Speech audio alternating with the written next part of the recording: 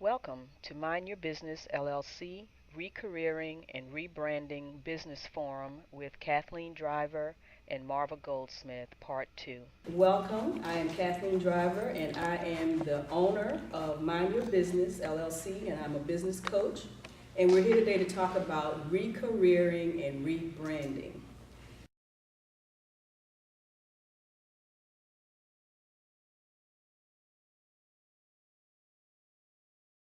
At the age of 45 to 50 plus, this is the perfect time to continue to build your experience, to continue to build your network, and to create your brand. And this is what Marva is going to talk to us about, because if you don't create your brand, trust me and trust Marva, and she said it, I've said it, and you hear other brand experts and business coaches say it, if you don't create your brand, other people are creating your brand for you. So you want to intentionally create your brand. When you walk in a room, people judge you. They think, okay, I know who that person is, but after a minute or so, you want that person to know what it is you want them to know about you. You either leverage your brand that you already have, or you change it. And so with that, I would like to bring Marva to the front.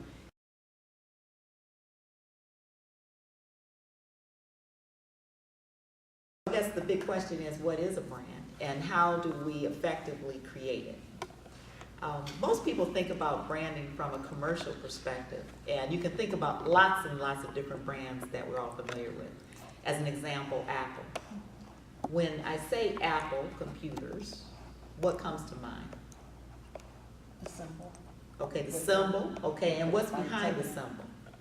What is like the key word that people think about when they think of an Apple computer? Or an iPad, an iPhone, Steve Jobs. Okay, jobs, and as well, innovation. That's the thing that separates the Apple computer from the IBM, the Dell, different things of that nature. When you think about ketchup, what brand comes to mind? Heinz. Heinz. Now, it's interesting that everyone in the room said Heinz, because Heinz has managed to capture more than 40% of the ketchup market. Now, if we think about the numbers of ketchups out there, that's a large percentage. How did they manage to capture more than 40% of the ketchup market? What was it about Heinz that allowed them to capture that? It's slow. Yeah, it's slow. It's the slower, richer, thicker ketchup. So now the question becomes, is it really the slower, thicker ketchup? Maybe, maybe not. When we think about Heinz, the reason why we think about the slower, richer ketchup is because of all the commercials. Very effectively placed. And so branding is mostly about positioning. And so they positioned that ketchup very well. Whenever you think about it, you think about someone trying to pound the ketchup out. Or they're waiting, in anticipation. You think about the song, anticipation is making me wait. You now look at the orientation of the bottle, where you turn the bottle upside down. So there's a lot of money, a lot of thought put into the whole idea of the brand Heinz, such that when you think of Heinz, you think of the slower, richer, thicker ketchup. So the question is, what is it that you want people to think of when they think of you? Actually, every company and every person has a brand.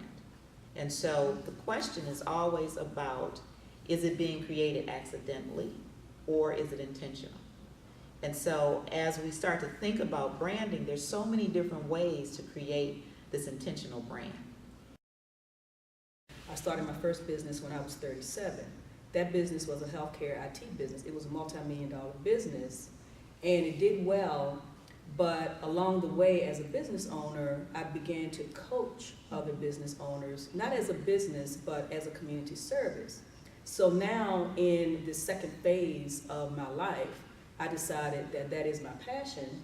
And so I'm now turning that into a business. But my challenge to you is, when I walk into a room, people may still see me as that healthcare IT professional and not so much as a business coach. So should I pick a side and stick with it, Or what would your recommendation be from a brand strategy perspective for someone like me that's kind of straddling the fence in terms of my brand? Well, the thing that you have to think about is when you want to create a different understanding of who you are in the marketplace, you have to branding happens over time, and it's a consistency of sending out a certain message. So you have to send the message out about being a coach, and you have to practice it and demonstrate it. So the more people start to see you in that as a brand coach, as opposed to Kathy, the IT company owner, then they're going to start to associate you as the brand coach. I mean, you think about Angelina Jolie. She's like one of the best examples of someone who has changed and managed her brand at various aspects. When she first arrived on the scene, she was seen as this really wild woman. Yeah. She was a wild child, you know? The tattoos, the blood around her neck, of her husband kissing her brother. I mean, you know, all these things, right, were just a little wild. Then there was this phase where she became known as her, almost like, you know, well, she was a ambassador for the, I think it was UNICEF or United Nations? United Nations, yeah. She was an ambassador, then she started adopting kids from all over the world. And so people started to see her very differently. Her dress was different. She started dressing much more subdued.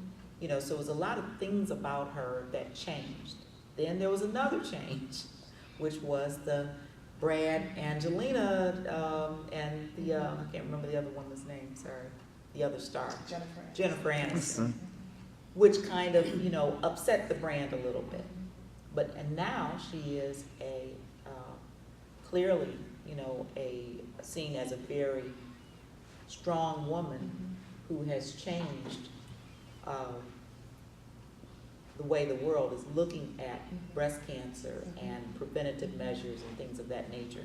So now she's becoming a spokesperson in the way she held that as a very private matter. And so you can see that basically what happens is, whatever your intention is, you really have to think about how you communicate that, what the messages are, and then in what venues you communicate those messages. Right. Thank you for joining us today. Join us for segment 3 to hear more about rebranding. Remember to connect with us on LinkedIn, connect with us on Facebook, follow us on Pinterest, and follow us on Twitter.